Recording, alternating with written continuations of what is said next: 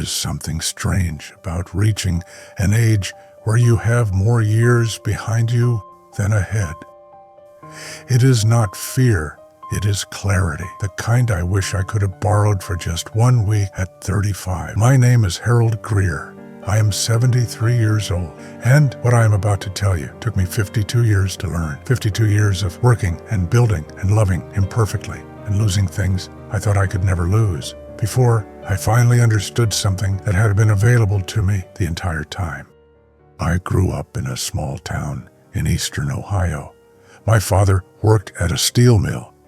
My mother raised 4 children on a budget that had no room for error. We were not poor in the way that makes headlines, but we were the kind of family where every dollar had a job and nothing was wasted. Not food, not time, not words. My father was a quiet man, the kind of quiet that I misread as a boy. I thought his silence meant he did not care. It took me most of my adult life to understand it meant the opposite. I left Ohio at 21 with a business degree and an absolute certainty about what my life was going to look like. I was going to build something.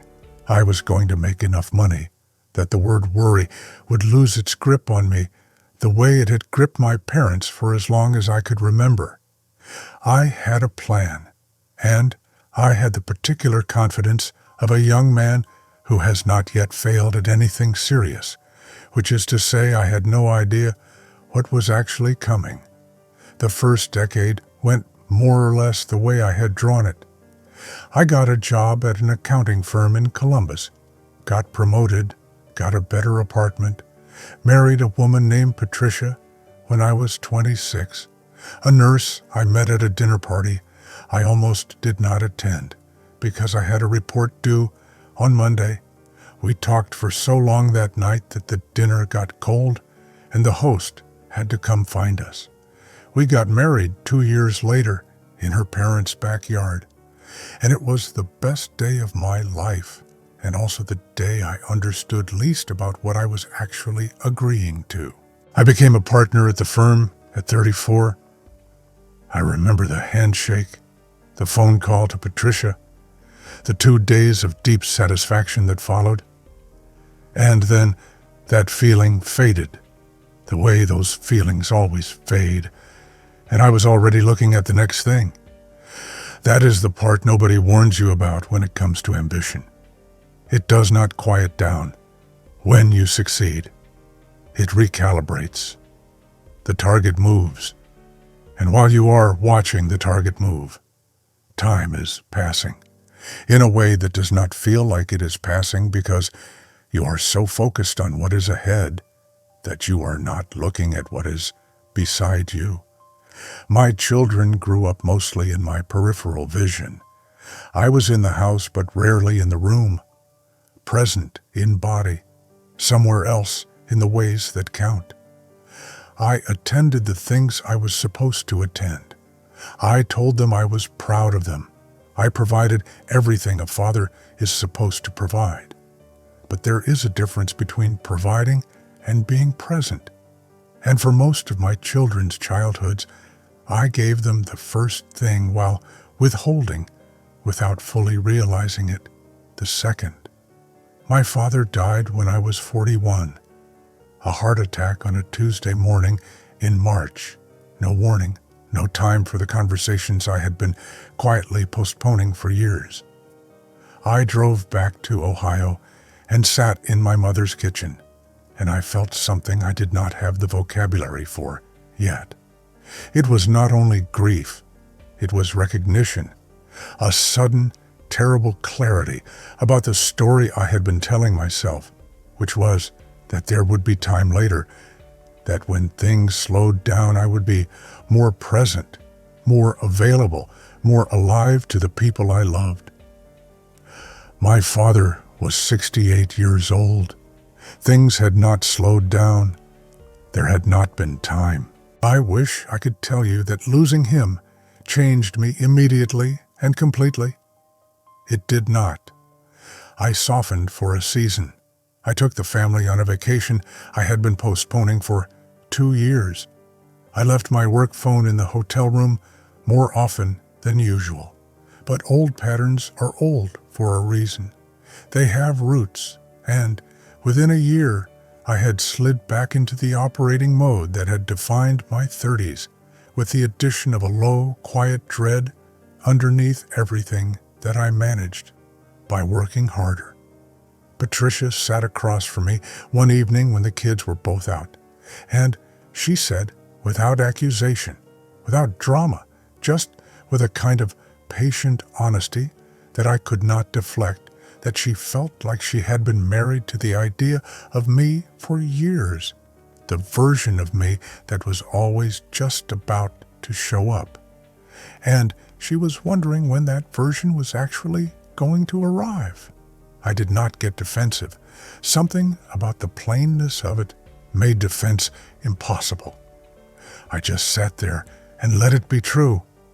And that conversation, quiet as it was, became one of the most important of our marriage, because it was honest in a way we had stopped being with each other, and honesty is the only real foundation a long relationship can stand on. You can build on compatibility and shared history for a while, but eventually you need something more solid, and the only thing more solid is truth. I retired at 67. I thought it would feel like relief. In some ways, it did.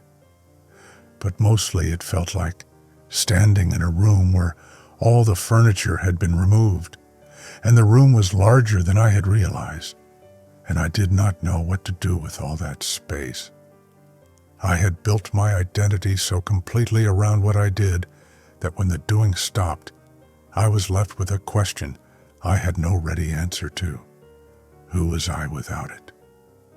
I started walking in the mornings. Long walks along the river trail near our house, with nothing required of me and nowhere to be. And in the quiet of those walks, something began to happen that I had not expected. I started thinking clearly, not instrumentally, not in service of the next decision or the next step in a plan, but openly, honestly, looking back at the life I had built and asking what had actually mattered. What came clear on those walks was not what I expected.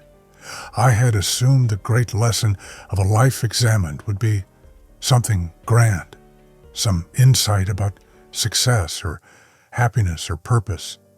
What I found instead was something quieter and more ordinary, something that had been available to me every day, if only I had known how to look for it. What I learned is that the present moment is not a waiting room.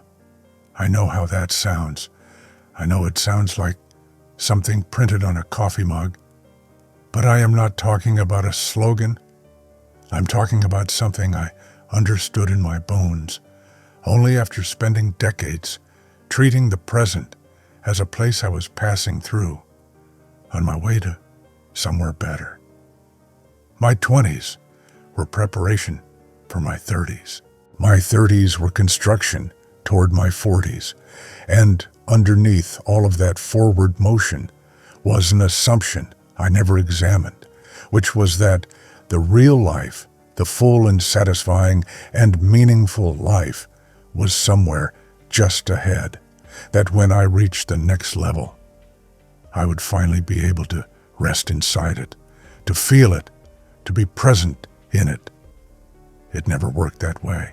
The horizon recedes. As you approach it, that is what horizons do. And the tragedy is not the chasing, because ambition is not the enemy. The tragedy is that while you are watching the horizon, you are not watching where you are standing, and where you are standing is always, without exception, the only place your life is actually happening. My grandsons are 9 and 6. When I am with them now, I am actually with them. I sit on the floor. I listen to their long, wandering, logically impossible stories with the full attention of someone who has finally understood what those stories are worth. I catch myself when my mind drifts and I come back. I did not know how to do that when their father was small. That is not a small difference. That is the whole difference. Patricia and I are in our 47th year of marriage. Not a boast, just a fact that still surprises me.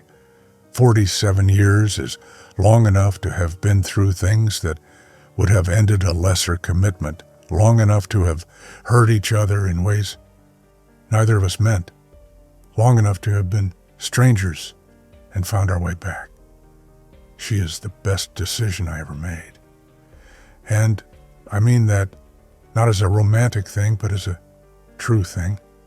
The kind of true that only becomes visible after enough time has passed to see it clearly. I am not afraid of dying. I want to say that plainly. Not because I am done, because I am not done. There is still October light and my grandsons and coffee on the porch with Patricia on slow mornings. And I am not indifferent to any of it. But I have arrived, somewhere in the last few years, at a place where the story ending does not undo the value of what came before it. The value was in the living, in the rooms I was present in the honesty I finally managed, in the love I gave imperfectly and kept trying with anyway. I wasted years. I want you to hear that without softening. Not all of them, not most of them, but years, real years, when my children were small and my father was alive and my marriage needed tending and I was in the room but not in the room. I cannot have those years back. And the answer to that is not guilt, which is useless, but attention, which is not. Pay attention to your life.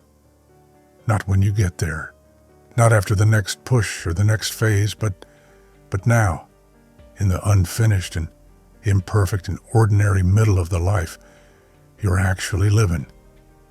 You people are there right now, doing ordinary things. And those ordinary things are the whole of it. Not the achievement on the other side of the next hill. This, right here. The Tuesday you are already in. My name is Harold Greer. I am 73 years old, and I have just given you, as freely as I know how, the thing it cost me most of my life to find. What you do with it is yours entirely.